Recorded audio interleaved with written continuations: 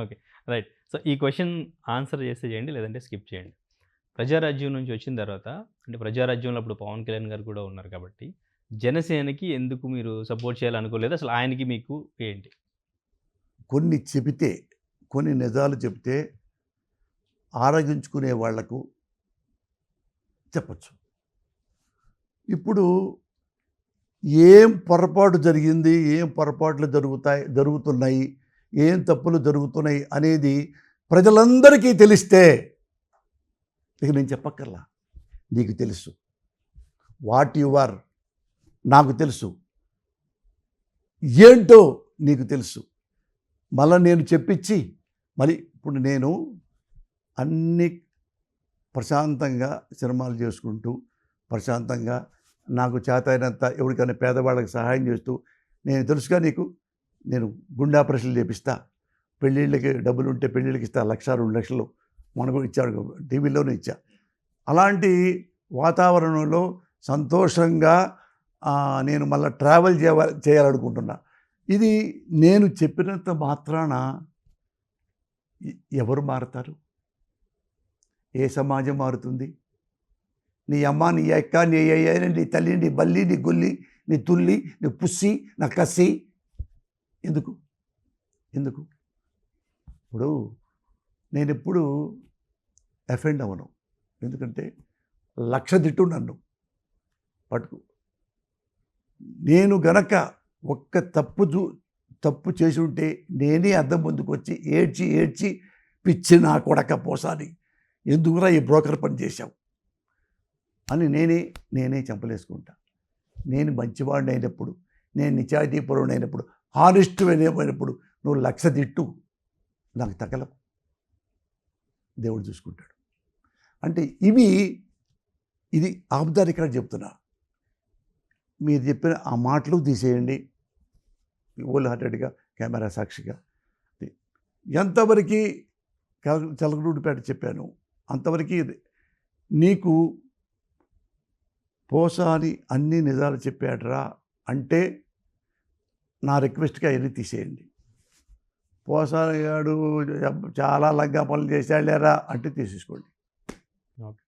ప్రశాంతమైన life lead చేయలేక నుంచి అనుకుంటున్నాను అన్నారు. అంటే ఇప్పటివరకు ఈ పొలిటికల్ సపోర్ట్లు ఇచ్చి అనవసరంగా నేను ఎంటర్ అయ్యాను ఈ సపోర్ట్ ఇవ్వడానికి అని ఏమన్నా రిగ్రెట్ ఏమైనా ఫీల్ అవుతుంది? అబ్బే, స్టిల్ కంటిన్యూ చేస్తారు నెక్స్ట్ కూడా ప్రచారం చేయడం?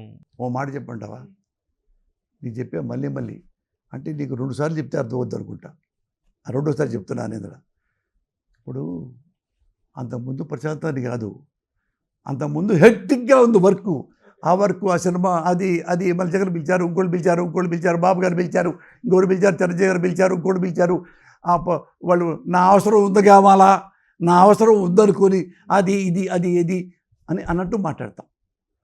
ఇప్పుడు ఏంటంటే ఇప్పుడు నేను మనిషి పెరుగుతున్నా, నా పిల్లలు పెరుగుతున్నారు, నా పిల్లలు పెళ్ళిళ్ళకి వచ్చారు. అందుకని ఇప్పుడు ప్రశాంతంగా ఈ సినిమాలు చేసుకుంటూ నేను చేసిన సేవలు చేశా. ఇంకా అది ఏ పేదలకు ఏమన్నా వస్తే అవి చేస్తా సేవలు, అవి నువ్వు అప్రిషియేట్ చేయి. ఆటికే వెళ్ళక్కర్లా. మళ్ళా ప్రశాంతంగా అంటే అంతా అయిపోయి నా ఆస్తులు నాకు ఉన్నాయిగా, నా క్యారెక్టర్ నాకు ఉందిగా, ఇంకా పోయిందేంటి, నువ్వు పీకేదేంటి, ఏమీ లేవు అక్కడ. కాకపోతే ఏంటంటే నీకు ఆ పదం ఇంకోలా కనపడింది నీకు ప్రశాంతంగా.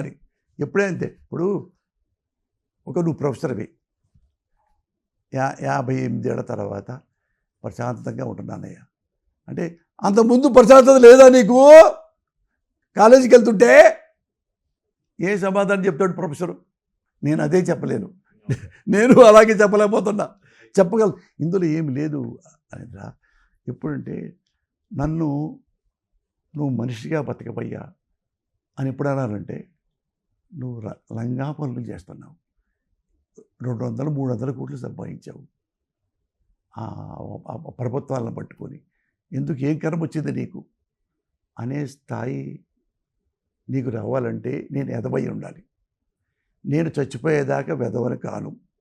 నువ్వు ఎన్నిసార్లు చూసుకోపో, నువ్వు ఎక్కడైనా చావు పెట్టుకో, నువ్వు సీసీ కెమెరాలు పెట్టుకో, మా ఇంట్లో తిప్పకుండా ఇంత కూడా నా నుండి నువ్వు ఒక బ్యాడ్ అంటే ఒక చెడ్డతనాన్ని నువ్వు వినలేవు, నువ్వు కనలేవు. కన్నావంటే నా చెంపదెబ్బ కొట్టు, ఇక్కడి నుంచి వెళ్ళిపోతా వేరే స్టేట్.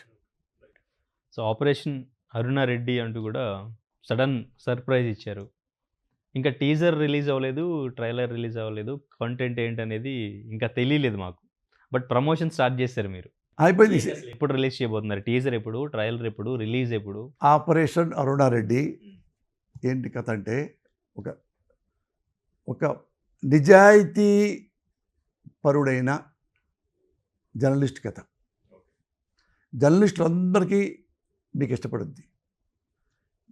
వాళ్ళొక్కడికే కాదు, కుటుంబ సభ్యులకి, విద్యార్థులకు కానీ, రాజకీయ నాయకులైనా, ఎవరికైనా ఏ వ్యవస్థలో అయినా సరే, ఒక డాక్టర్ అయినా, ఒక యాక్టర్ అయినా, నేను మంచి కథ రాసుకున్నా. నా జీవితంలో one of the best screen play subject ఇదే అనుకుంటున్నా ఈ 100లో. అట్లా స్క్రీన్ ప్లే బెస్ట్గా నేను నా భార్య కలిపి రాశాం ఆ కథ. అది అందరూ నచ్చుద్ది. ఇది అందులో రాజకీయం ఉందా? లేదు, ఇంత ఉంటుంది. అంటే అనగనక ఒక పార్టీ నాయకుడు, ఆ పార్టీ నాయకుడికి జర్నలిస్ట్కి మిస్అండర్స్టాండింగ్ వచ్చింది, దానివల్ల గొడవ అయింది, అంతవరకు తప్పితే ఆ నుంచి ఒక 100%లో 3% ఈ కథ ఉంటుంది. మిగతా ఈ 90% ఫ్యామిలీ అండ్ సోషల్ ఆ కథే ఉంటుంది. అంతమించి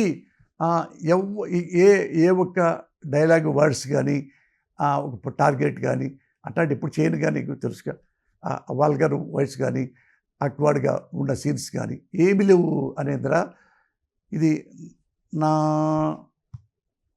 జీవితంలో, రచయిత జీవితంలో ఇది one of the best. Okay. ఇలాంటి స్క్రీన్ ప్లే రాయటం అనేది చాలా కష్టం. ఏ పెద్ద రైటర్కైనా ఛాలెంజ్. నువ్వు చూడు కావాలంటే సినిమా అలాంటి స్క్రీన్ ప్లే రాశా.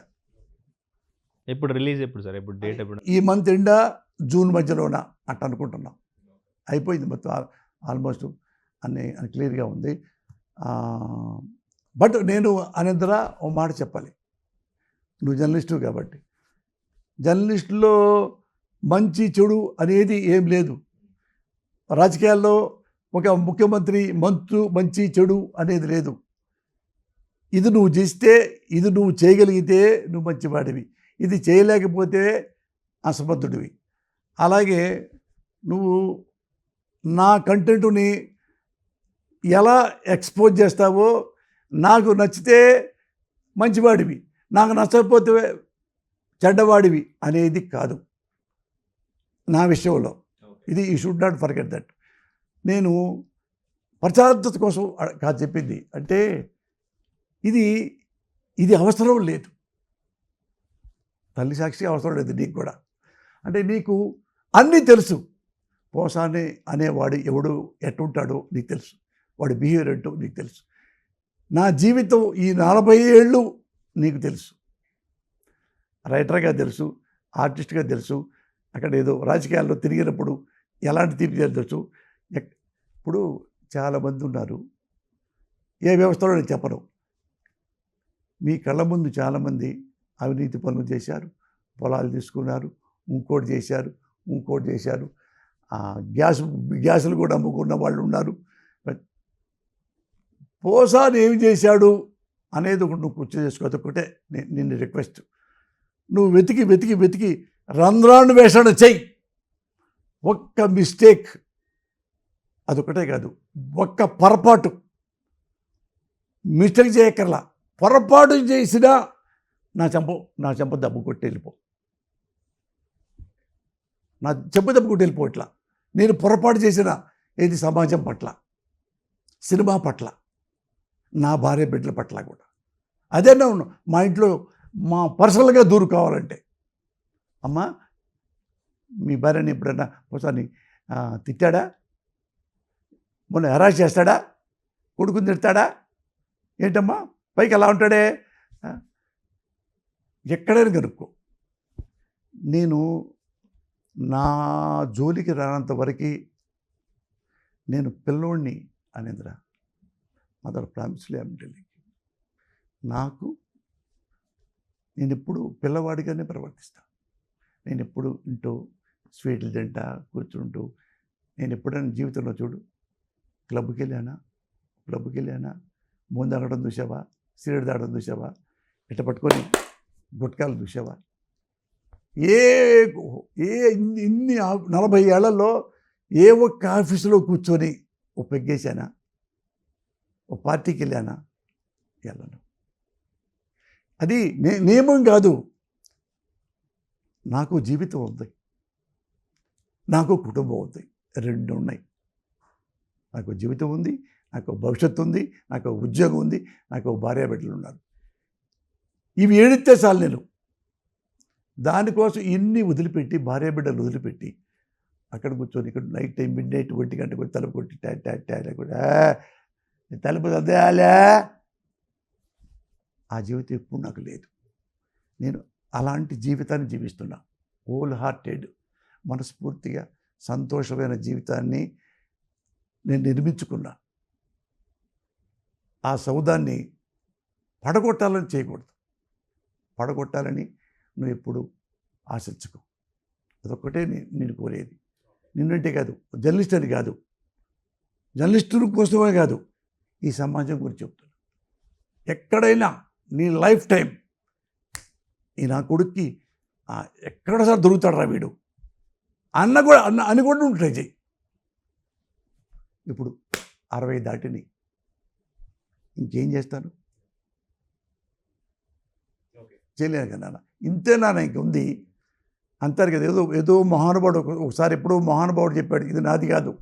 ఎందుకంటే కళ్ళు తెరిస్తే జననం, కళ్ళు మూస్తే మరణం, రెప్పపాటే ఈ ప్రయాణం. ఇదే నా ట్రావెలింగ్. ఈ ట్రావెలింగ్లో ఎన్నిసార్లు దూరాలి, ఎన్నిసార్లు దిగాలి, ఎన్నిసార్లు ఎక్కాలి, ఎలాగా జీవోత్సవంగా బతకాలి. జీవోత్సవంగా నేను బతకను, మనిషిగా బతుకుతా. ఎనీ టైం రా, నేను మనిషిగానే కనపడతాను నీకు. Right sir, thank you so much. చాలా ఫ్రాంక్గా, చాలా ఓపెన్ హార్ట్తో అన్నిటికీ కూడా ఇంత టైం ఇచ్చి ఆన్సర్ చేశారు. మీ నుంచి మేము ఇంకా మంచి మంచి కథలు ఎక్స్పెక్ట్ చేస్తున్నాం. మీ నుంచి ఇంకా మంచి కథలు రావాలి, మీరు మంచి కథలు రాయండి. అండ్ ఇంకా క్యారెక్టర్స్ కూడా చేయాలి, మమ్మల్ని సినిమాల్లో డెఫినెట్గా మళ్ళీ ఎంటర్టైన్ చేయడం స్టార్ట్ చేయాలి మనస్ఫూర్తిగా కోరుకుంటున్నాం. Thank you so much sir.